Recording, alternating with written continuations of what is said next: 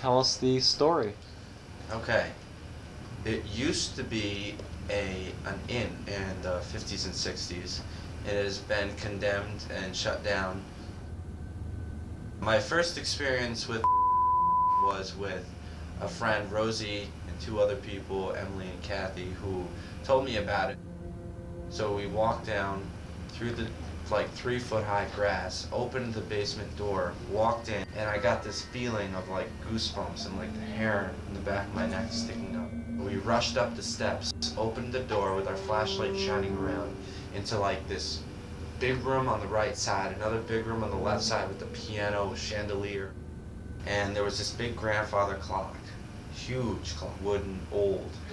We looked around, Rosie sat down at the piano, started playing, and went into this weird like trance almost.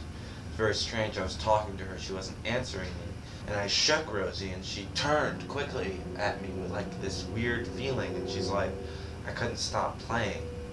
And I thought that was weird. I was like, okay then. I told Emily and Kathy we were going upstairs, and we get up to the top of the steps.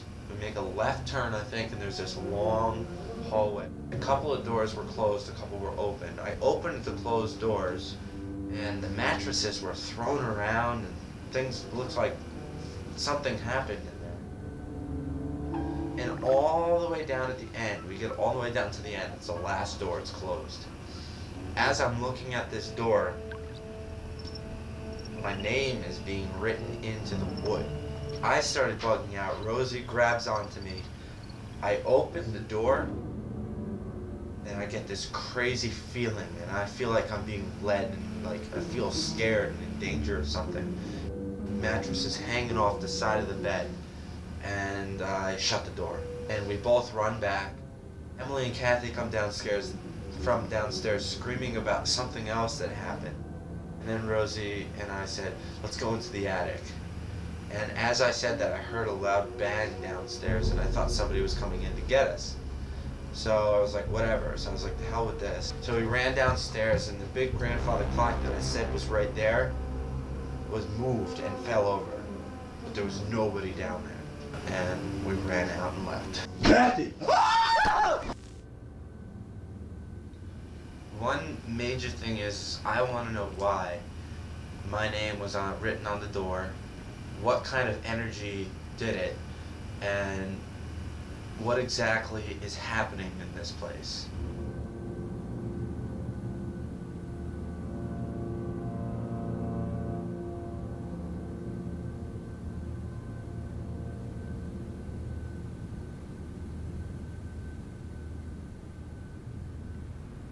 All right, team.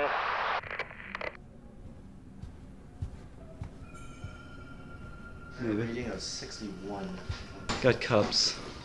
Glass.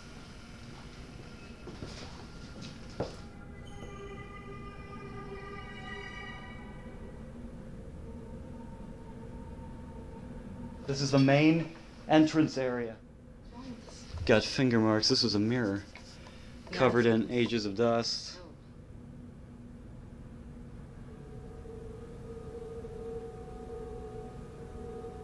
Reading. Zip. Nothing. The main office. Master keys, man. There they are. What did you hear? The Red Cross. Hey, you guys. Okay. Got film strips. These are old, Oh. like 8mm. Jackpot. 1950s. 11, oh, 6. It's going very low. Oh shit, it's like It's very low, 12.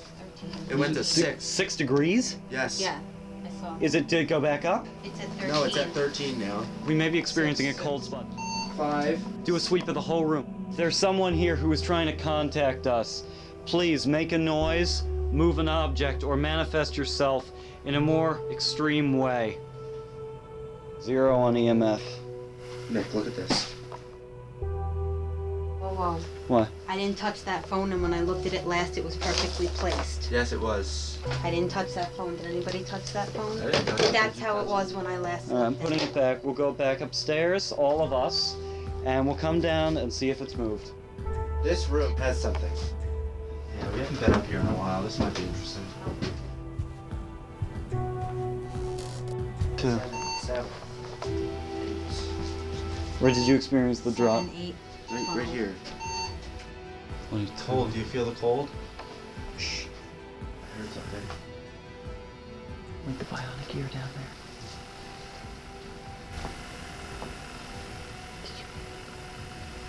I heard something. I heard a whisper or something. I heard something too.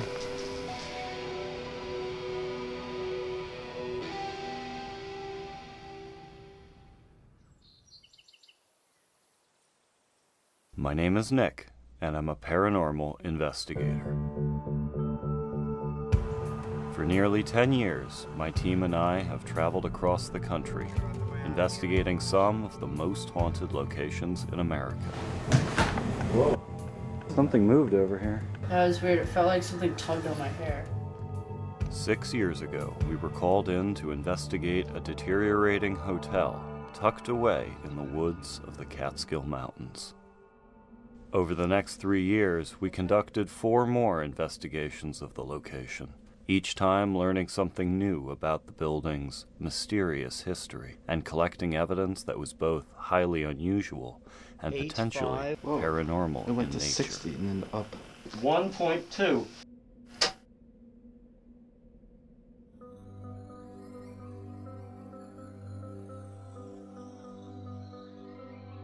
For over a decade, the hotel has sat, disused, slowly rotting away. Its only guests now, those who come to vandalize it. And maybe, just maybe, the remnants of those who once occupied it long ago. Until tonight, when my team returns.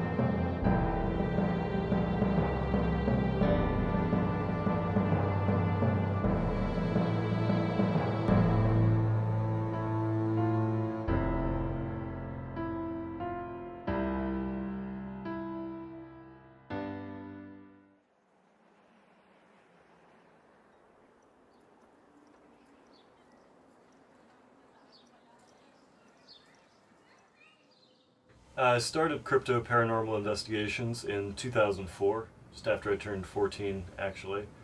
Crypto really serves 2 goals.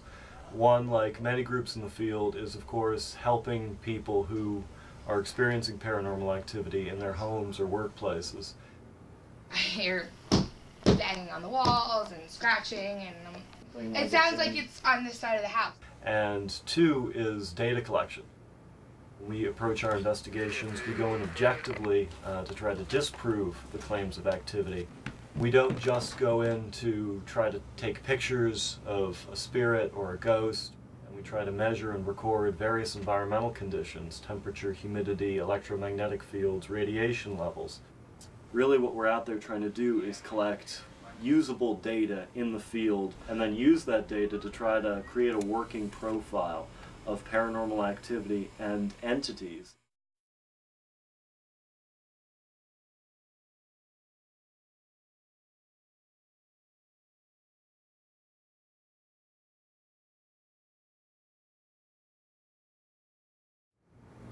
I believe that there's a strong component of human psychology involved in the viewing of apparitions and psychic powers.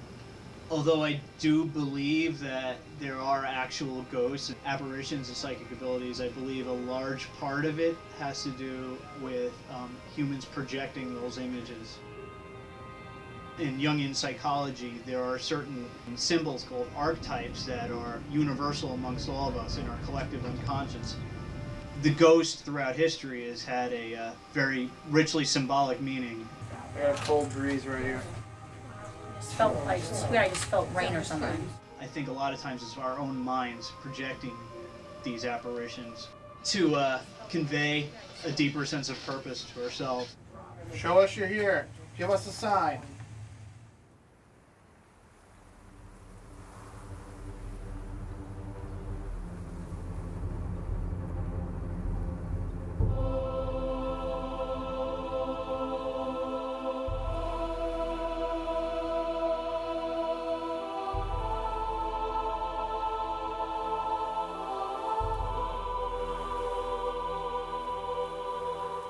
The Catskill Mountains in upstate New York have long inspired art and culture.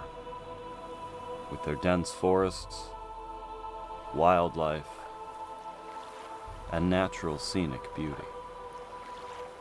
Starting in the early 1920s, the area began to establish itself as a vacation destination for the city folks, or downstaters, as some locals call them. Some of the hotels and resorts that came to call the Catskills home were among the grandest and most luxurious of their time, like Grossinger's and the Concord. The Vacation Alpha Tango site opened in 1930 and was first under the management of a young couple from Florida who came to raise a family there. To protect their identities, their names have been omitted from this film.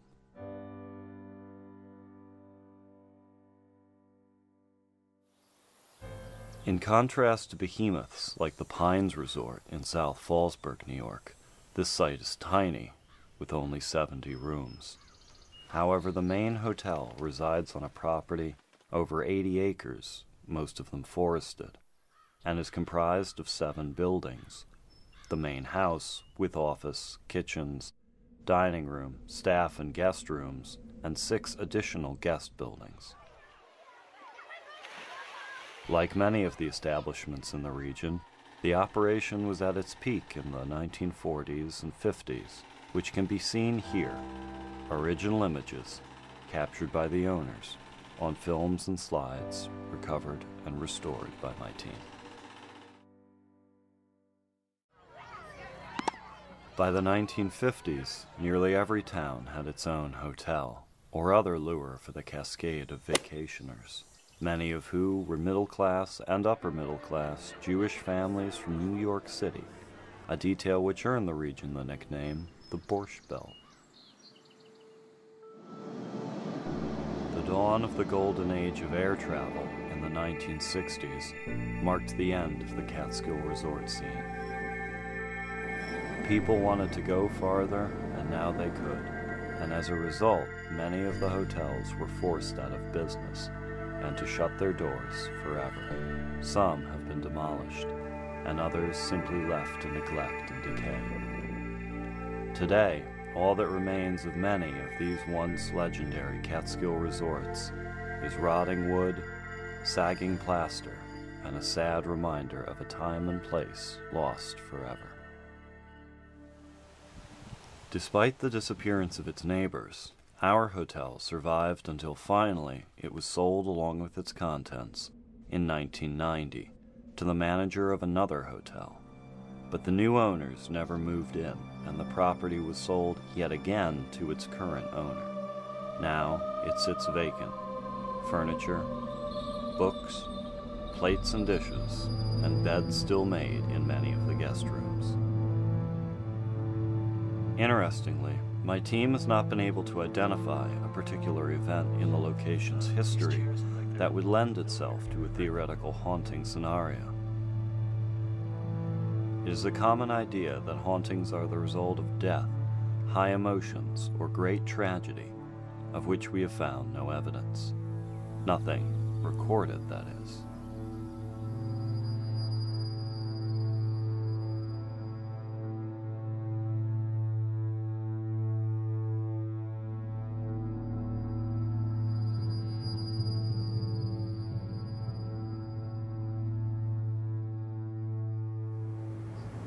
Well, I'm not a big fan of abandoned motels. It's, you know, a little too psycho for me. And to me, this had all the atmosphere of a classic Hollywood 1950s B-movie abandoned motel where there's some, you know, psychotic killer on the loose.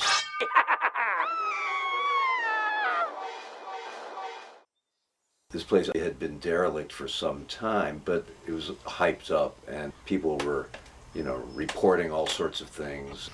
I heard like rustling down that way. Once darkness fell, the place started feeling extremely claustrophobic to me. And I didn't particularly, I felt edgy there, frankly. Go to 3rd floor, please. No, I think you should go to the 3rd floor. Are you scared? Hot to, You're scared. You're frightened. The last 15 or 20 years, there have been new theories of the universe that have become widely accepted in science. And in one of them, the holographic principle of the universe, everything is a projection of a deeper order of reality. And at this deeper order, there's unity. Everything is one. Thought and matter are really of the same thing. That allows for the existence of ghosts because energy in this holographic universe is infinite and information is infinite. What a ghost could be is just simply that energy living on. I really believe that certain entities do exist that dwell in a dimension that we're not capable of seeing with our limited senses.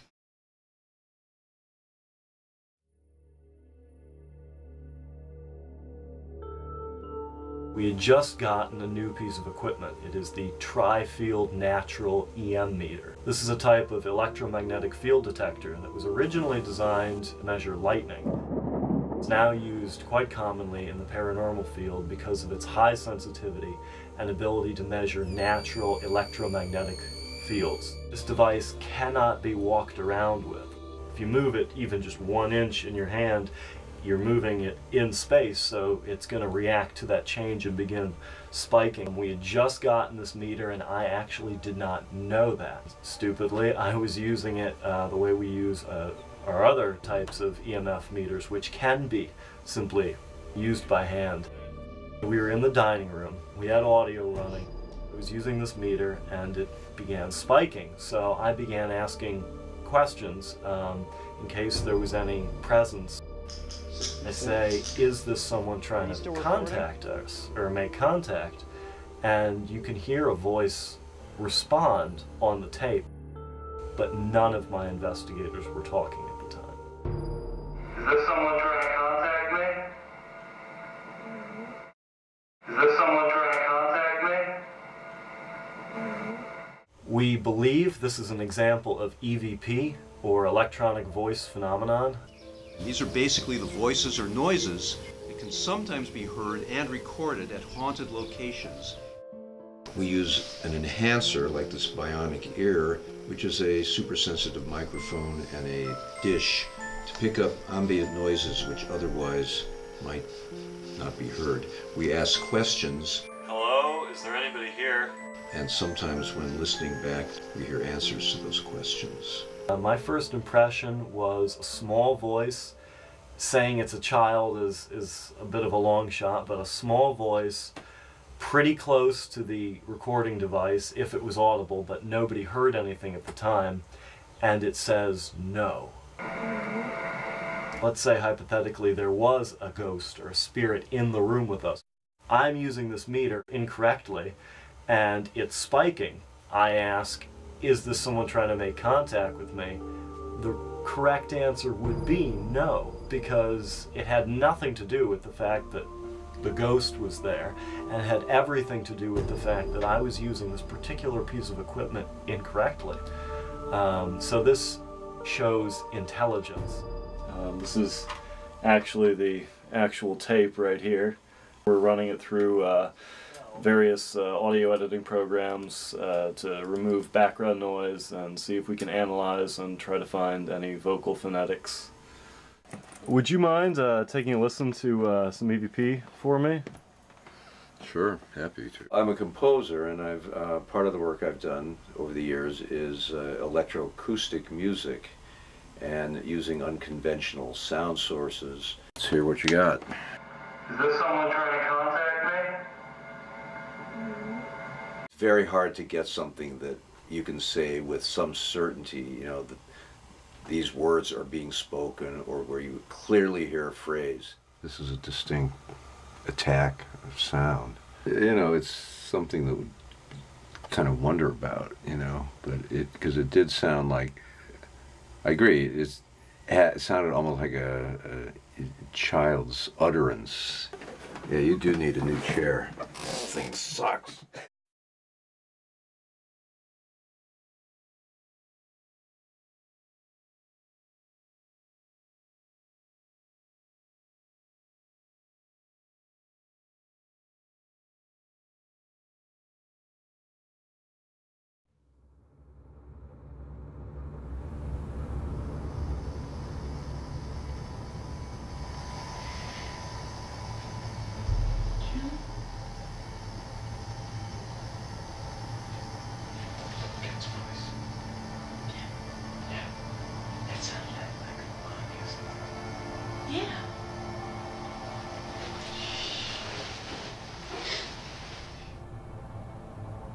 How'd they sound? We heard a voice. We heard a voice, and it was like it said like. Please tell me that wasn't you. Where? She's really slap out of me. Yeah. Because that happened, and then like we got really tense. What happened? We heard like. We heard a little kid. Like seriously, I swear to God. And it was both of us. We both. It was so many years ago that I was there, and I don't have like the clearest recollection of it. I definitely believe in something beyond this, beyond here, beyond now. The main impression that I got was just how quiet it was. It was eerie. Half of you kind of believes that something's gonna happen. The other half kind of doesn't, you know, like you don't expect anything to happen. So to see video that you showed me, it was bizarre. I'm not one of those people who get really intimidated by like abandoned houses. It's abandoned, but you feel the people and the events there with you. Given the fact that this is a location that I think there is a good possibility is legitimately haunted, we really want to get back in there. I want to get back in there and see what other evidence we might be able to collect. During tonight's investigation, I will be joined by only two others. My production camerawoman, Eli Halas, and fellow crypto investigator, David Nunez. Way to waste CPI memory card, Nunez. Tonight's investigation will be the single most advanced and best equipped study we have made of the site so far. My team is armed with some of the most advanced tools available used in the study of paranormal activity. Digital thermometers and humidity sensors for detecting cold spots, a phenomenon many researchers believe may indicate the presence of a ghost.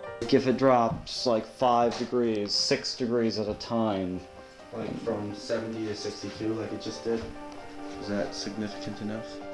A variety of 35mm and digital still cameras, digital and analog audio recorders for documenting any unexplained sounds, along with hypersensitive microphones, and a range of EMF or electromagnetic field detectors, special instruments designed to measure natural and artificial energy sources in the environment. Some researchers believe unexplained readings or spikes on these under the right circumstances might indicate the presence of paranormal activity. We'll be using a couple different kinds of cameras during our investigation of the hotel. The primary cameras that we'll be using to hopefully capture some activity and to document our investigation will be these. They're standard video cameras equipped with an infrared night vision function, which allows them to see into the near-infrared spectrum. They also have external infrared illuminators which project infrared light. Invisible to our eyes, but capable of being picked up by the special technology in the cameras. This is our full spectrum camera. It's pretty cute, right? This is actually a really interesting device in that it can not only see the visible spectrum of light, but this device is also capable of seeing into the near infrared and ultraviolet spectrums as well. Full spectrum. By far the most advanced and one of my personal favorite imaging tools that we'll be bringing with us during the investigation is our FLIR thermal imaging camera. FLIR is forward-looking infrared, and this is a very special device that actually sees hot and cold temperature changes in video format. You're not seeing light of any kind, you're seeing the reflected heat or infrared radiation of solid objects in the environment.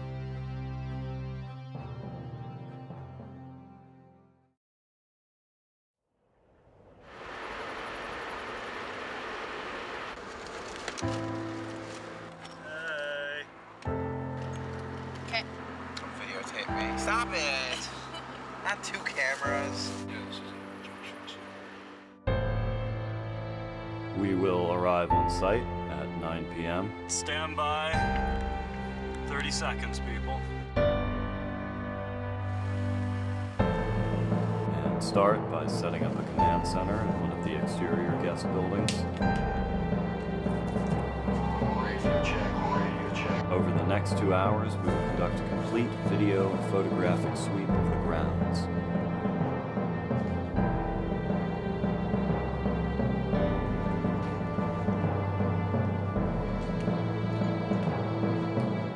At 11 p.m., we move to the main building and begin our primary investigation. Let's do it.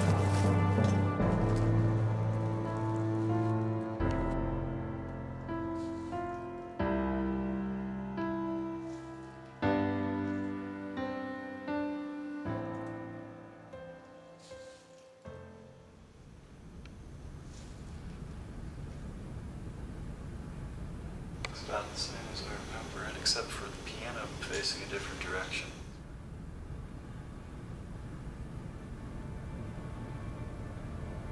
This is the piano room, which I like to call it because of the piano over here.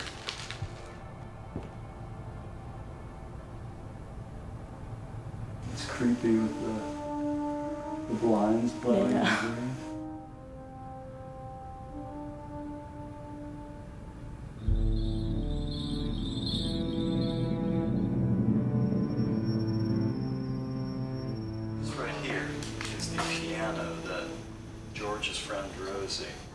Allegedly entered a trance-like state playing, and has also allegedly been heard playing by itself. I do see fire extinguisher dust and just ages of other grit and grime on here, as well as animal prints. Is it not possible that they've heard keys being pressed, and it's just kind of the classic Tom and Jerry effect of the animal, a fox, possum, raccoon running across and making it sound like something is playing the piano. I'll set up my camera.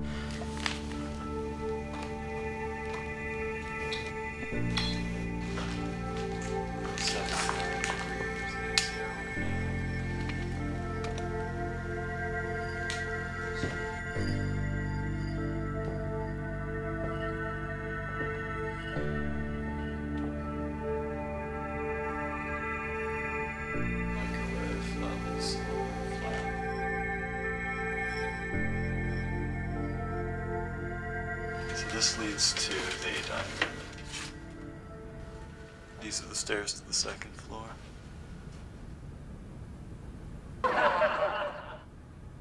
People have just destroyed this place. The dining room is through there. Here, I'll take you the scenic way.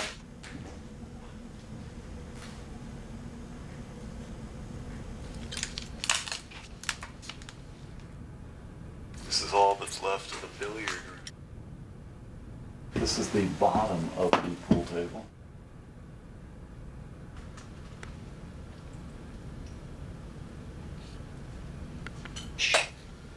Hello?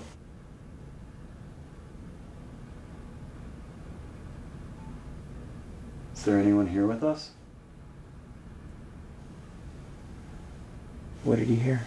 Like a bump, bump. Oh, that might have been me by mistake. No. In front of me.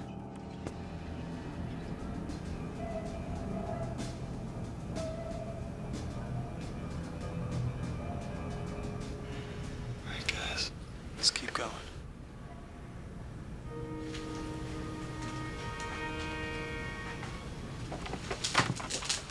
This is Nick and Nunez. Second floor. Cool tiling.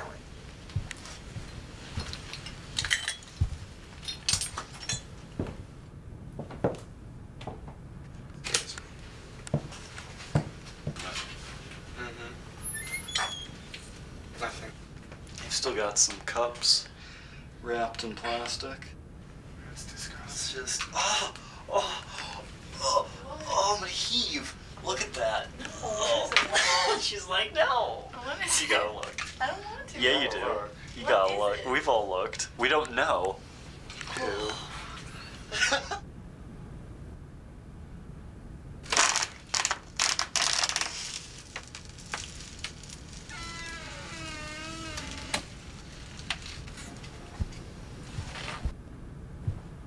It's like, what's stepping on my foot?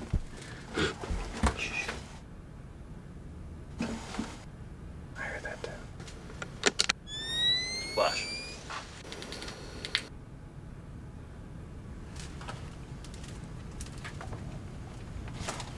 What did you guys hear?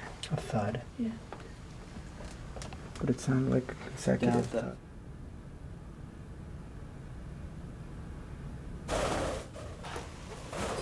The bat's up here. That's why.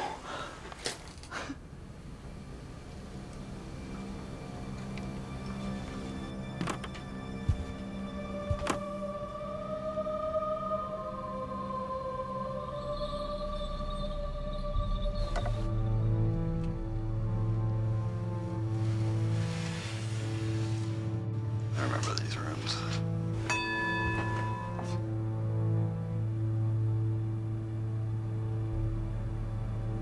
Room where George has experience. It's down at the end of the hall. It's a very creepy hallway. Oh, I hate hallways.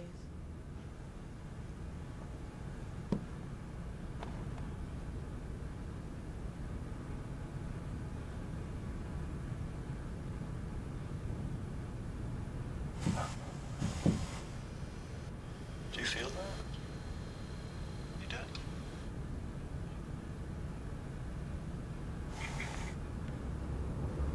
I keep on thinking I'm hearing breathing. Yeah? Like snickering breathing.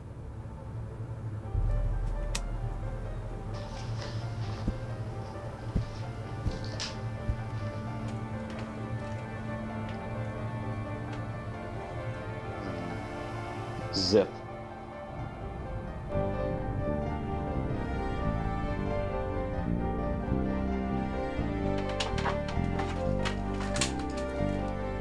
With our initial walkthrough of the building completed and first sets of baseline readings in hand, we're now going to begin setting up our static night vision cameras, audio recorders, and other sensing equipment in the building's hotspots, mainly the dining room, office, piano room or entrance, and third floor hallway.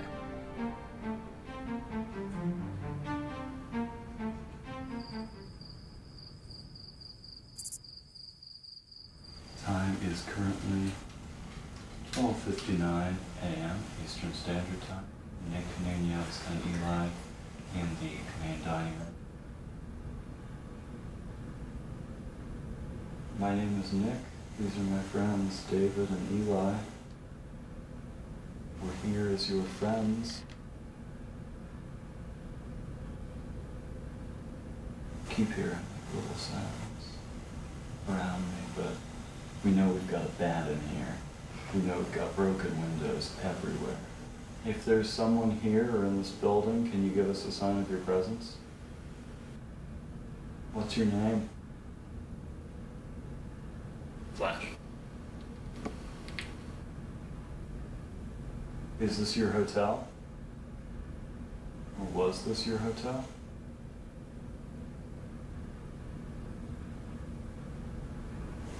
far away are we from the place where all the Hasidic Jews were? All over the Catskills. So there could be Jews in here. Just say a Jewish prayer. El Melech Ne'eman Yisma Yishrael Adonai Eloheinu Adonai Echad. Does it upset you to see what people have done to this hotel? It's been a long night. Just show yourself. But I'm tired. You want us to leave this hotel? Did you make that noise? Came from a walkie-talkie. DCEMF 0.2, AC 0.1. Okay, I'll ask again. Do you want us to leave? Temperature 75.8, 75.9. If you do, you gotta give us some kind of sign.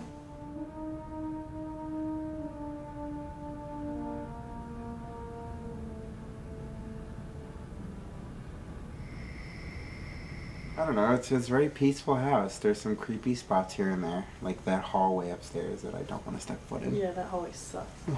And what do you think of the location, the building? It may collapse on us at any moment, and we might die of some sort of lung poisoning. Really nice place, I like it. You like it? Would you have stayed here if this was a functioning hotel? No. I expected or hoped for more, like, official, like, holy shit, I just heard footsteps kind of thing.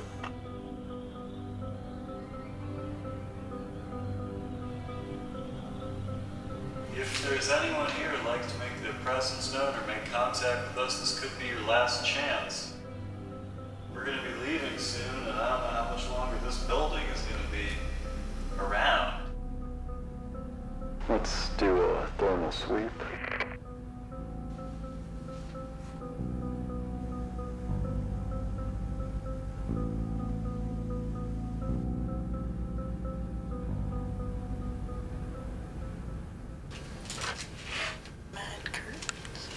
Yeah, that whole Drake thing just gives me the heebie-jeebies. Yeah, I heard the same noise 3 times in a row. That snickering noise.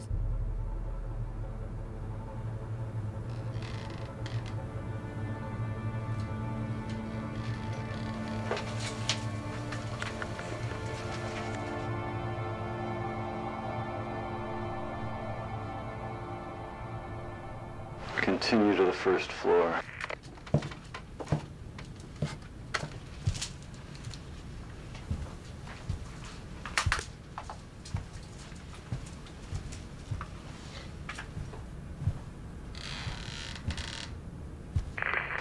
Check the kitchen.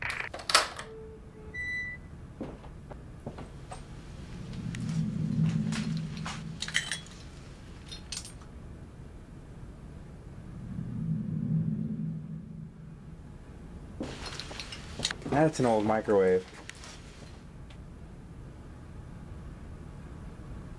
Oh, what leads to that? Oh, that goes back to the library. Oh, yeah. Is that you? No. 3 a.m. Just heard a noise in the kitchen. Good dark. Lights on.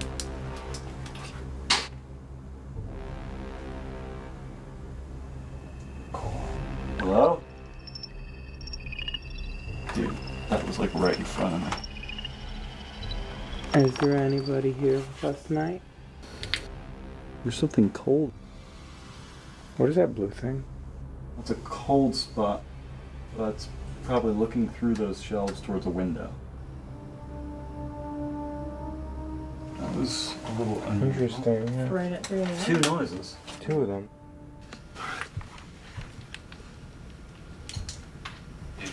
Take out your AC in the 2. Staying at .1. .2. I got that. Came from right over there.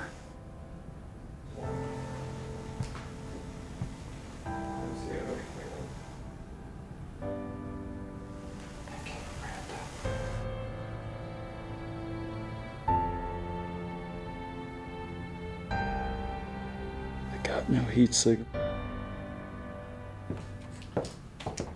Billiard room.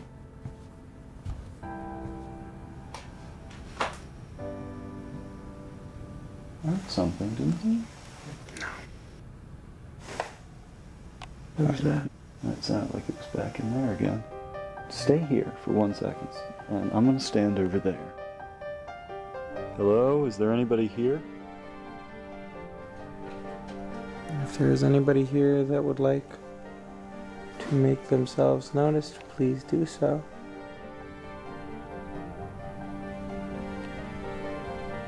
I definitely heard something.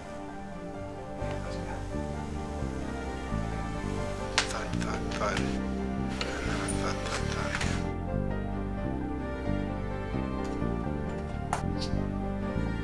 I don't see anything on thermal. Whoa.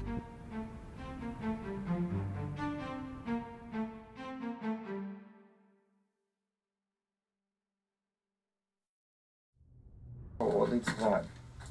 Oh, that goes back to the library.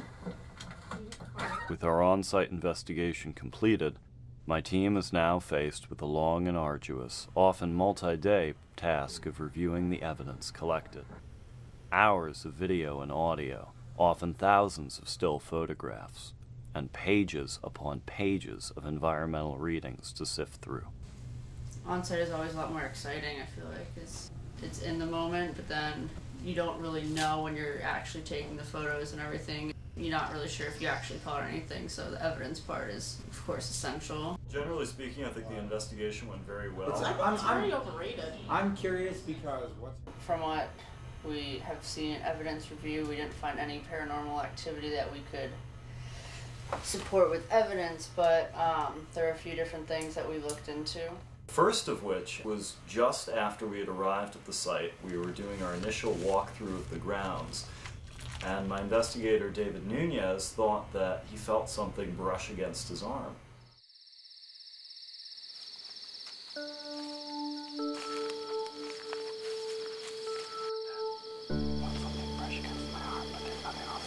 You felt something brush against your arm? What did it feel like? It felt like a branch, but there's no branches. The branch is over there.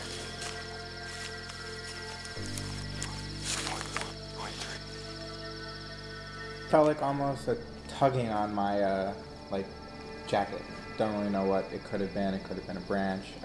I didn't notice any trees next to me. It's really hard to say for me. I'm really skeptical because I don't have any visual proof. Right after it happened, we took temperature readings, we measured electromagnetic fields, and all the measurable conditions that we checked registered as normal. Something like a moth possibly, or another insect, a large insect brushing against him or flying into him, does seem like a possibility to me. Throughout the night, we did keep hearing this unusual sound. It was most prevalent on the third floor. It was weird. It almost sounded like a chuckling noise, from what I remember.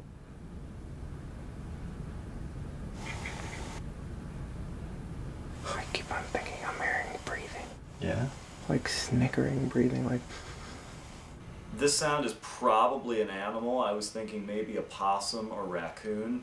It did seem at one point to be coming from the doorway at the end of the third floor hallway, which leads out onto the fire escape. That's the doorway. Go. Heard that, didn't you? That's an animal. The animal could have been roosting on top of the building or on top of the fire escape. I went out there with a night vision camera, we went out there with a thermal imaging camera, but we didn't see anything. So unfortunately we weren't able to capture the source of the sound, but we did get it on audio.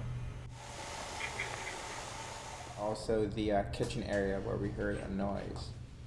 We were recording and we hear this bang noise. Oh yeah. Is that you? No. We heard the first noise. It made the noise again. Go dark. Lights on.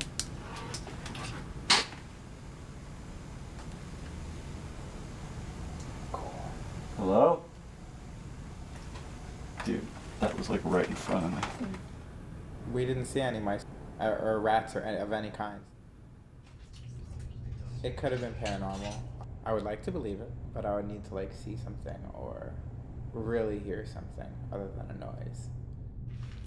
Just before we were preparing to leave the building for the night, the DC electromagnetic field detector that was set up in the office began registering an unusual spike. Whoa. Whoa. You're definitely getting some high natural EMF in here. And now it's dead. The entire place, there was no electricity running in the area, so it couldn't have been a surge. None of our other equipment, like video cameras or audio recorders, recorded anything anomalous at the time of the event. We did try to recreate the experience. I put my hand out, I touched the meter, couldn't get it to spike again in the way that it had before. Once it settles, it really will only spike when there's a disturbance, an increase or a decrease, fluctuation in natural electromagnetic field, which definitely seemed to occur just a few minutes ago in this room. Yeah, I got it on film too. What caused that? We're really not sure. So unfortunately, we really didn't come back with anything concrete. I was inconclusive for that trial. Do I think it's haunted? I would like to check it out again. When you really want something to happen and you sort of expect it to, there's going to be a lot of false activity that's reported, and I think that was a lot of what was going on there. I believe right now, the way the world currently is, there's so much despair and hopelessness that it's forcing people to look for answers both outside themselves and inside themselves, greater questions. And I'm hoping that this sense of wanting to find purpose will lead people to exploring the idea of other realms, that people will eventually view it as a legitimate science, provided people treat it like a legitimate science.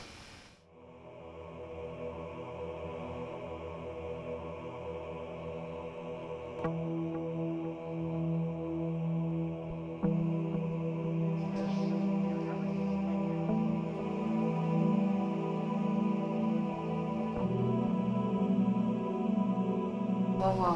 What? I didn't touch that phone, and when I looked at it last, it was perfectly placed. Yes, it was. 0.71. I'm getting very high readings.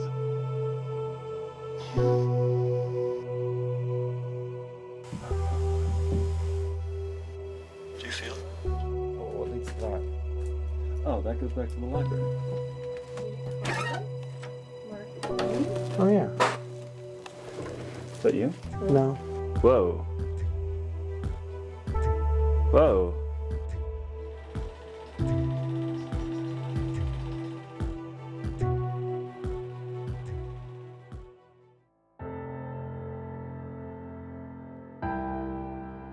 Is there someone trying to contact me?